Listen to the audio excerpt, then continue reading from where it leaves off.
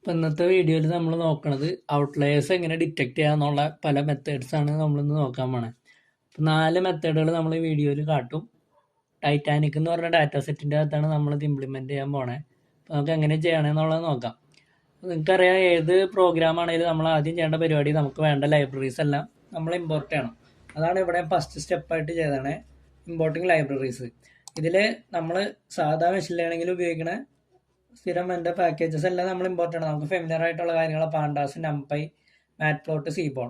അപ്പോൾ ഇത് കൂടാണ്ട് ഇവിടെ ഇമ്പോർട്ട് ചെയ്യുന്ന കാര്യങ്ങൾ മാത്രമേ നിങ്ങൾക്ക് ഇതിൽ ഓർത്തിരിക്കാനുള്ളൂ. ബാക്കിയെല്ലാം നിങ്ങൾക്ക് സാധാ എല്ലാ പ്രോഗ്രാമും ചെയ്യുമ്പോൾ ഓർമ്മയില്ലാതെ ചെയ്യാൻ പറ്റും. അപ്പോൾ ഇത് കൂടാണ്ട് ഏതൊക്കെയാണെന്നുള്ളത് മാത്രം ഓർത്തിരുന്നാൽ മതി. ആദ്യത്തെ ലേബൽ എൻകോഡർ. ഇതെന്തിനാന്ന് വെച്ചാൽ നമ്മൾ കാറ്റഗറിക്കൽ ഫീച്ചറിനെ കൺവേർട്ട് ചെയ്യാൻ വേണ്ടിയിട്ട് ലേബൽ എൻകോഡർ ഉപയോഗിച്ചാണ്. അത് ലേബൽ എൻകോഡർ തന്നെ വേണം, നിർബന്ധമില്ല, നിങ്ങൾക്ക് ഇഷ്ടമുള്ള മെത്തേഡ് ഉപയോഗിക്കാം. പിന്നെ ഓർത്തിരിക്കേണ്ടത് സ്റ്റാറ്റ്സ്. സൈഫൈ എന്ന് പറഞ്ഞാൽ സ്റ്റാറ്റ്സ് എന്ന് പറഞ്ഞ ഒരു പാക്കേജ് ഇമ്പോർട്ട് ചെയ്യുന്നുണ്ട്. ഇതെന്തിനാന്ന് വെച്ചാൽ നമ്മൾ സെറ്റ് സ്കോറിൻ്റെ മെത്തേഡിൽ ഈ സംഭവം ഉപയോഗിച്ച് നമുക്കൊരു വാല്യൂ കണ്ടുപിടിക്കാനുണ്ട്. അതിന് വേണ്ടിയിട്ടാണ് ഈ സ്റ്റാറ്റ്സ്. പിന്നെ ഐസൊലേഷൻ ഫോറസ്റ്റും DBscanനും. ആ 2 മെത്തേഡുകൾ ഇംപ്ലിമെൻറ്റ് ചെയ്യാൻ ഈ പാക്കേജ് തന്നെ വേണം. ആ സെയിം പേര് തന്നെ, മെത്തേഡിൻ്റെ പേര് തന്നെയാണ് പാക്കേജിനും. അപ്പം അത് ഏതിനാണ് ഇമ്പോർട്ട് ചെയ്യണമെന്നുള്ളത് മാത്രം ഓർത്തിരിക്കുക. ഐസൊലേഷൻ ഫോറസ്റ്റ് എസ്കെലാൻ എൻസംബ്ലി എന്നാണ്, DBscan എസ്കെലാൻ ക്ലസ്റ്ററിൽ നിന്നാണ്. ഇത് രണ്ടും ഓർത്തിരിക്കുക. ബാക്കിയെല്ലാം നമുക്ക് ഫെമിലിയർ ആയിട്ടുള്ള കാര്യങ്ങളാണ്. മാറ്റ് പ്ലോട്ട് ലിബ് നമുക്ക് പ്ലോട്ട് ചെയ്യാൻ വേണ്ടിയിട്ടാണ്. സീബോൺ നമുക്ക് ബോക്സ് പ്ലോട്ട് ആവശ്യമുണ്ട് ഔട്ട്ലയർ കണ്ടുപിടിക്കാൻ. അപ്പം അതിന് വേണ്ടിയിട്ടും നമ്മുടെ ഡാറ്റ സെറ്റ് ലോഡ് ചെയ്യാൻ വേണ്ടിയിട്ട് സീബോൺ ഉപയോഗിക്കുന്നുണ്ട്. അപ്പോൾ ഇത് റൺ ചെയ്യാം.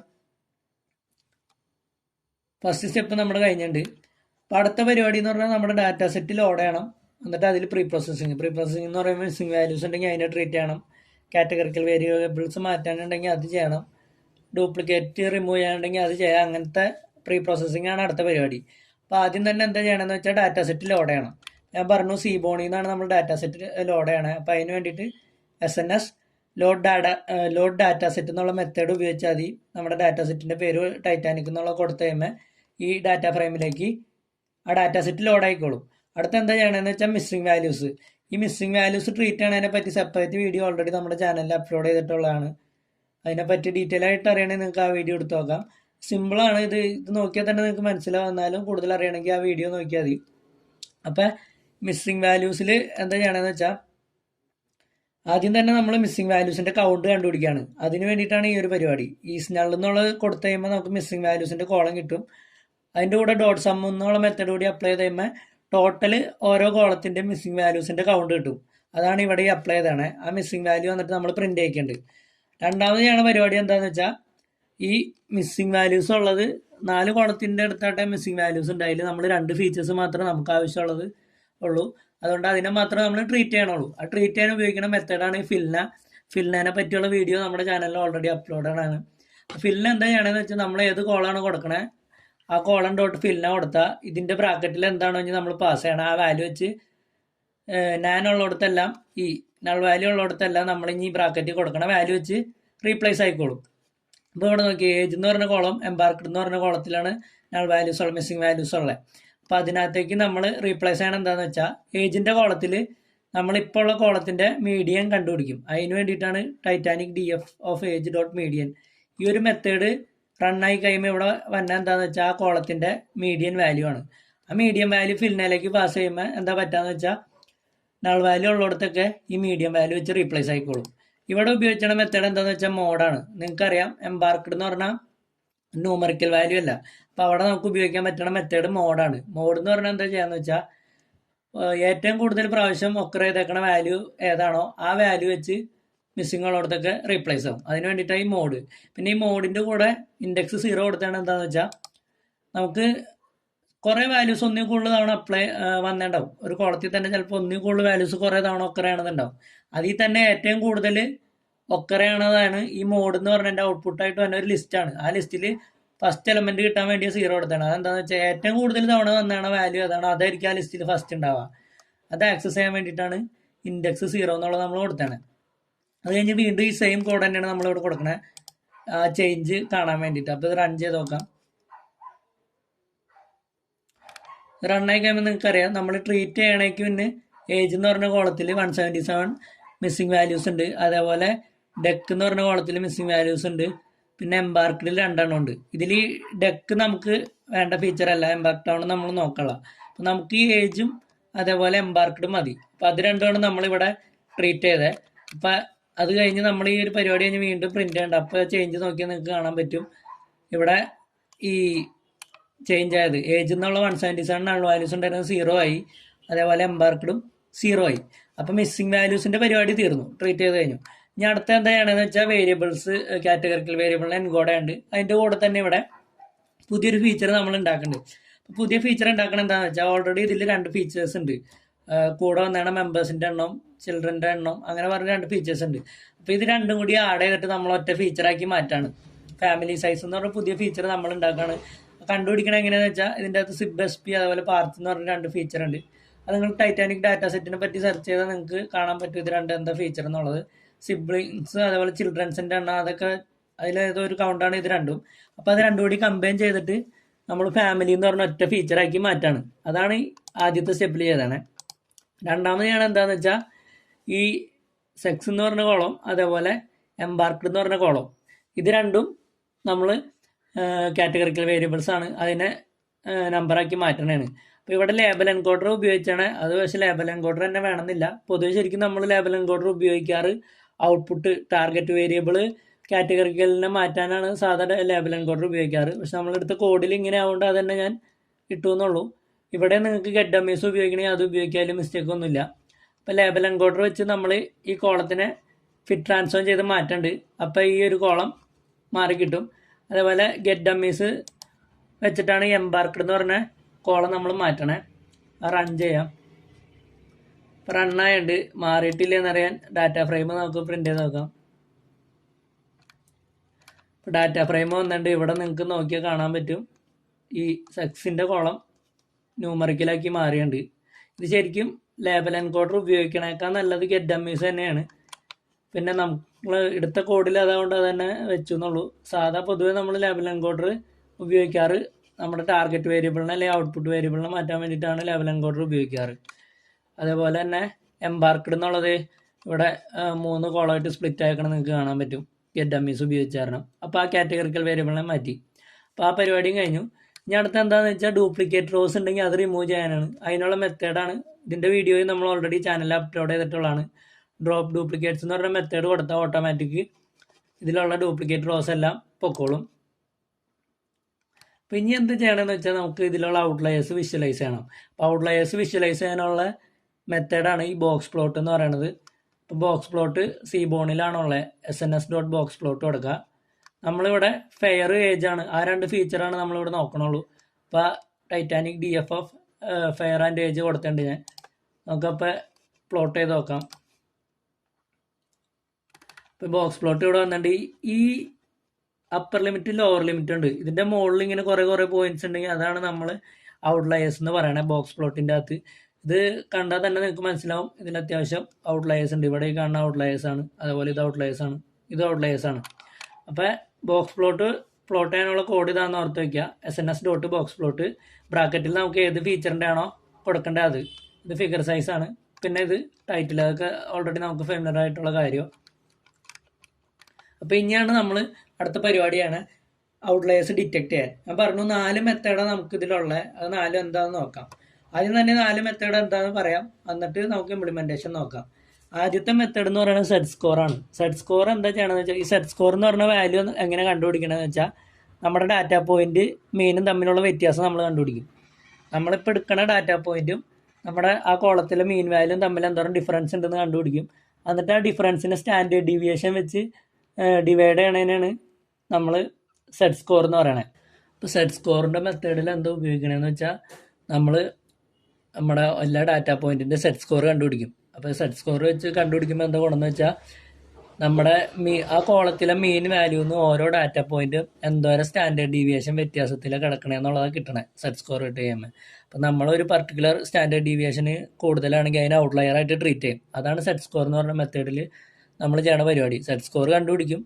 അത് ഇത്ര നമ്മൾ സെറ്റ് ചെയ്യണ വാല്യൂവിനേക്കാൾ കൂടുതലാണ് ആ കിട്ടണ വാല്യൂ എന്നുണ്ടെങ്കിൽ അത് ഔട്ട്ലയർ ആയിട്ട് ട്രീറ്റ് ചെയ്യും. അപ്പോൾ അവിടെ ഉപയോഗിക്കുന്ന മെഷർ എന്താണെന്ന് വെച്ചാൽ മീൻ വാല്യൂന്ന് എന്തോരം സ്റ്റാൻഡേർഡ് ഡീവിയേഷൻ വ്യത്യാസത്തിലാണ് നമ്മുടെ ഡാറ്റ പോയിന്റ് കിടക്കണമെന്ന് നോക്കും.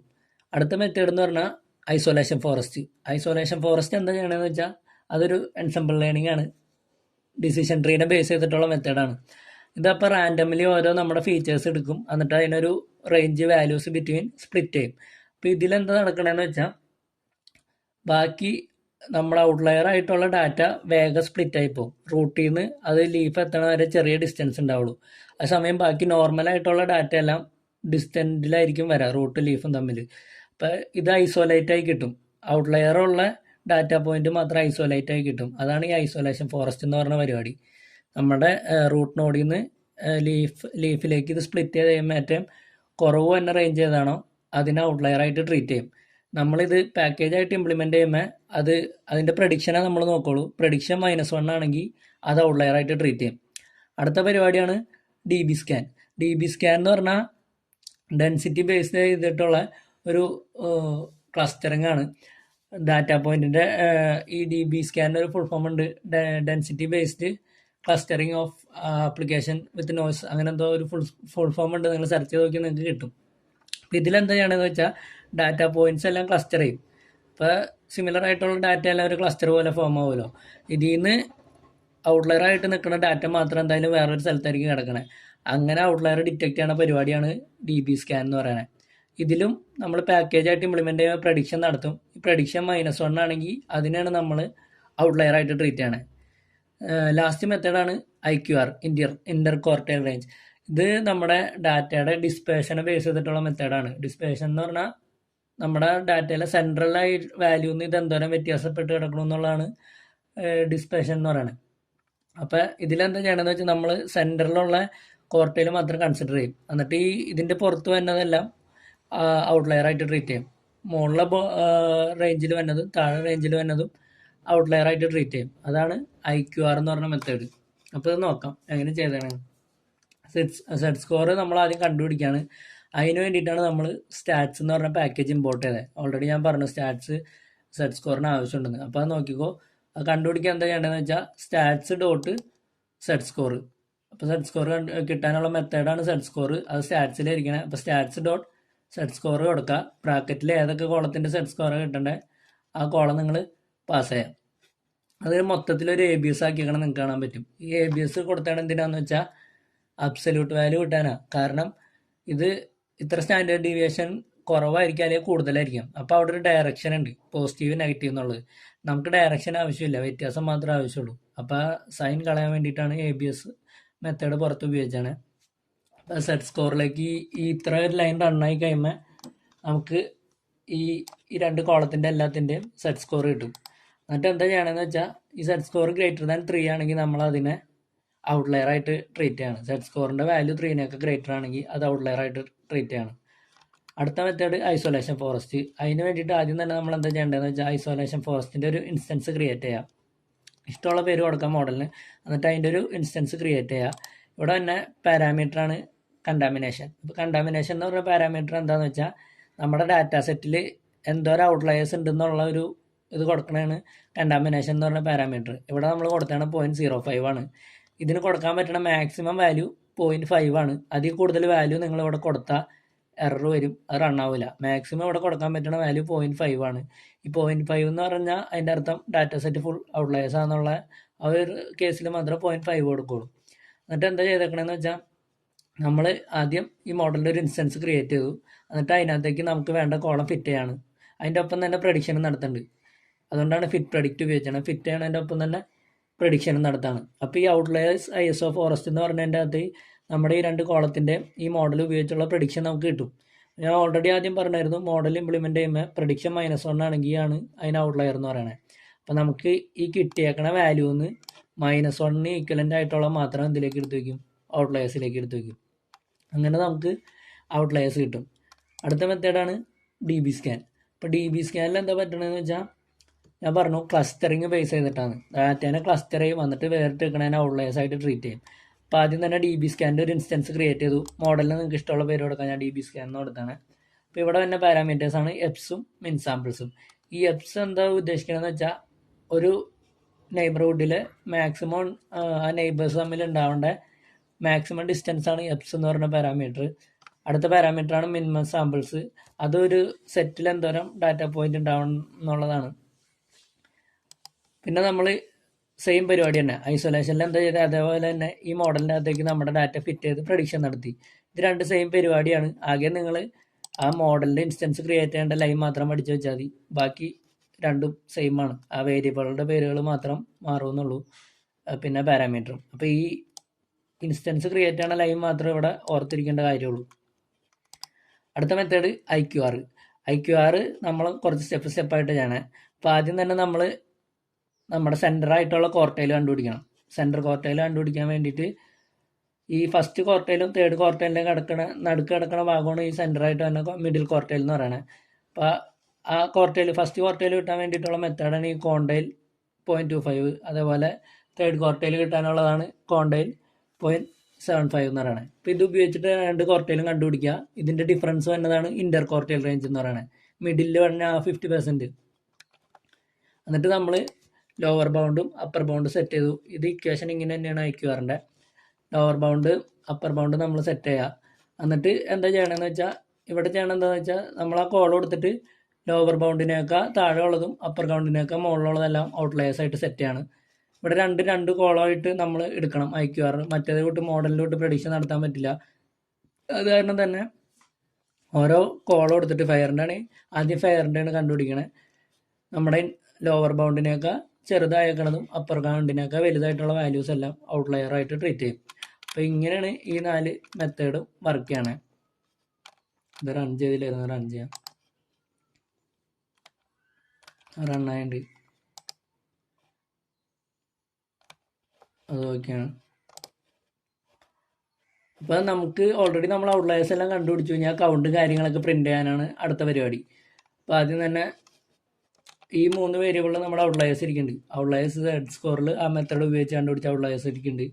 ISO ഫോറസ്റ്റിൽ ഈ മെത്തേഡ് ഉപയോഗിച്ച് കണ്ടുപിടിച്ച ഔട്ട്ലയേഴ്സ് ഇരിക്കുന്നുണ്ട്. DBscanൽ അതുകൊണ്ട്. പിന്നെ ഈ 2 IQR ആകുമ്പോൾ സെപ്പറേറ്റ് കണ്ടുപിടിക്കണ 2 കോളത്തിൻ്റെ അത് ഇവിടെ ഇരിക്കുന്നുണ്ട്. ഔട്ട്ലയേഴ്സ് ഫെയർ, ഔട്ട്ലയേഴ്സ് ഏജ് എന്ന് പറഞ്ഞ 2 വേരിയബിളിൽ ഇരിക്കുന്നുണ്ട്. അപ്പോൾ നമുക്ക് അതിൻ്റെ കൗണ്ട് പ്രിൻ്റ് ചെയ്യിക്കാം. ആദ്യം തന്നെ Z സ്കോറിൻ്റെ കിട്ടാൻ വേണ്ടിയിട്ട് ഔട്ട്ലയേഴ്സ് Z സ്കോർ എന്ന് പറഞ്ഞാൽ ആ ഒരു കോളത്തിൻ്റെ കൗണ്ടാണ് നമ്മൾ വാല്യൂ കൗണ്ട്സ് എന്ന് പറഞ്ഞ മെത്തേഡ് ഉപയോഗിച്ച് പ്രിൻ്റ് ചെയ്യണേ. പിന്നെ ഐസൊലേഷൻ ഫോറസ്റ്റിൻ്റെ പ്രിൻ്റ് ചെയ്തു. അത് കഴിഞ്ഞിട്ട് DBscanൻ്റെ പ്രിൻ്റ് ചെയ്തു. ലാസ്റ്റായിട്ട് IQRൻ്റെ പ്രിൻ്റ് ചെയ്യണം. IQR ഞാൻ പറഞ്ഞു 2 കിടക്കണം, 2 കോളാവുണ്ട്. അത് കാരണം ഓരോ കോൾ കൊടുത്ത് അതിൻ്റെ സമ്മ് പ്രിൻ്റ് ചെയ്തു.